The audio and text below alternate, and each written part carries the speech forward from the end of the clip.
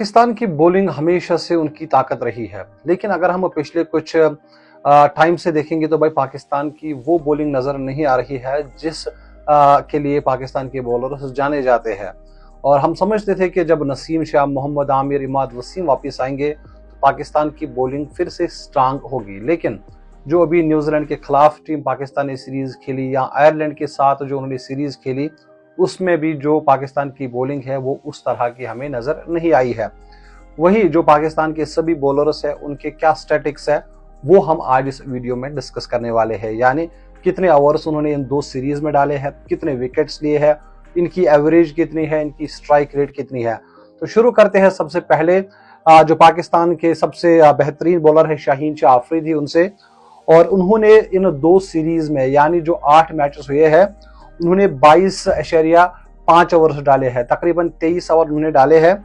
और इकोनॉमी उनकी काफी अच्छी रही है, 7.4 यानी 7.5 से कम के इकोनॉमी से वो रन्स दे रहे हैं, जो कि काफी अच्छी बात है। और एवरेज भी उनकी 11.24 है, यानी वो 11 गेंदों के बाद एक विकेट जरूर लेते हैं। उसके बाद अगर आप देखें तो भाई सिर्फ 9 रन देते हैं और एक विकेट लेते हैं, यानी स्ट्राइक रेट उनकी 9 है।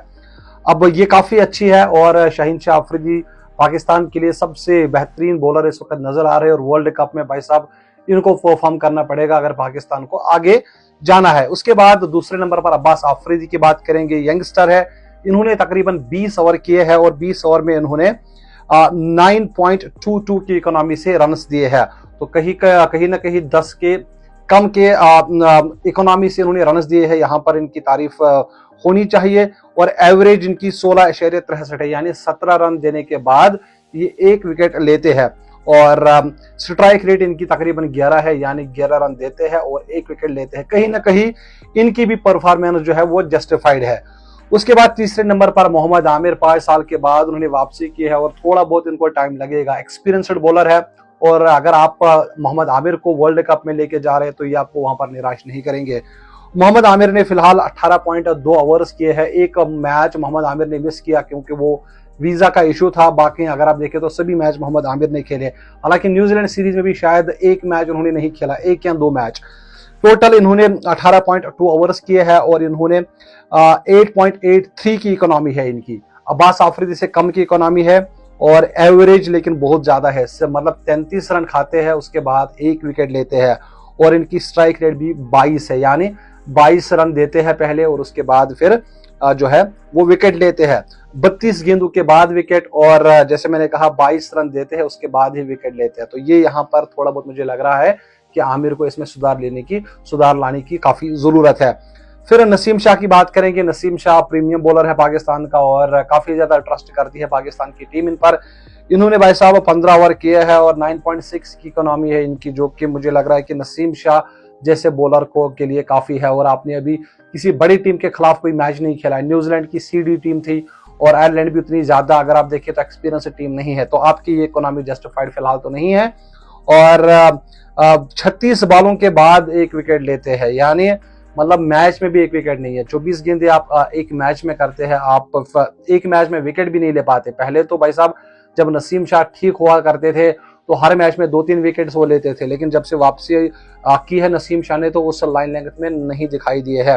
और 22 रन देने के बाद, 23 रन देने के बाद उनको विकेट मिलता है। तो नसीम शाह को भी भाई काफी ज्यादा काम करने की जरूरत है। उसामा मीर उनको फिर ड्रॉप किया गया, उन्होंने पहले कुछ मैच खेले, सिर्फ 8 ओवर किए, इकोनॉमी इनकी 8 है और एवरेज इनकी 21.33 है, यानी 21 बॉलों के बाद ये विकेट लेते हैं।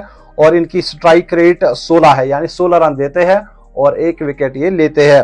फिर अबरार अहमद की बात करेंगे तो भाई 8 ओवर इन्होंने किए हैं और इनकी इकोनॉमी काफी बढ़िया है।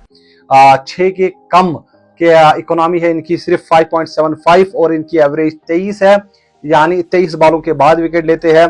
और 24 इनकी स्ट्राइक रेट है, यानी 24 रन खाते हैं और विकेट लेते हैं। यहाँ पर अगर हम देखें तो भाई इनकी इकोनॉमी अच्छी है लेकिन विकेट्स यहाँ पर नहीं मिल रहे हैं। फिर हम जमान खान की बात करें, सिर्फ 3 ओवर्स में इनकी भाई साहब इकोनॉमी तकरीबन 12 है और इनकी बात फिलहाल आप ना करें। और फिर हसन अली है 3 ओवर, इनकी कोई ना इकोनॉमी है ना कुछ है, 14 की इकोनॉमी है, कोई एवरेज नहीं है, कुछ नहीं है। फिर Iftikhar Ahmed as an allrounder ने 6 ओवर किए हैं, 8 की इकोनॉमी है, स्ट्राइक रेट 36 है, एवरेज इनकी 48 है। और फिर अगर हम शाहदाब खान की बात करें तो वो भी उस फॉर्म में नजर नहीं आ रहे हैं। उन्होंने 12 ओवर किए और 12 ओवर में इनकी इकोनॉमी 9 है और एवरेज इनकी 36 है, यानी 36 गेंदों के बाद ये विकेट लेते हैं और स्ट्राइक रेट इनकी 24 है। फिर इमाद वसीम की बात करेंगे तो भाई इन्होंने 15 ओवर किए हैं, इकोनॉमी जस्टिफाइड है 7.26, लेकिन इनकी भी स्ट्राइक रेट 36 है, सॉरी एवरेज 36 है और इनकी स्ट्राइक रेट 30 है। तो ये यहाँ पर पाकिस्तान के बॉलर्स की परफॉर्मेंस है। मेरे हिसाब से शाहीन शाह अफरीदी और अब्बास अफरीदी, मोहम्मद आमिर, इन 3-4 खिलाड़ियों को छोड़कर आपके भाई साहब बॉलर्स के पास इस वक्त काफी सारी कमियां है। हालांकि इनमें भी बेहतरी की जरूरत है। मोहम्मद आमिर को भाई विकेट्स लेने पड़ेंगे क्योंकि एक प्रीमियम बॉलर है। अगर आप विकेट नहीं लेंगे तो फिर पाकिस्तान को काफी ज्यादा मुश्किलों का सामना भी करना पड़ेगा। फिलहाल आपकी क्या राय है, किन खिलाड़ियों को, किन बॉलर्स को पाकिस्तान लेके जाइए वर्ल्ड कप के लिए? मेरे हिसाब से मोहम्मद आमिर होने चाहिए, उसके साथ साथ फिर आपका हारिस रऊफ है और शाहीन शाह अफरीदी, नसीम शाह, मेरे हिसाब से यही होने वाले हैं। फिलहाल आप मुझे इजाजत दीजिए, आप अपना बहुत सारा ख्याल रखिए। अल्लाह हाफिज।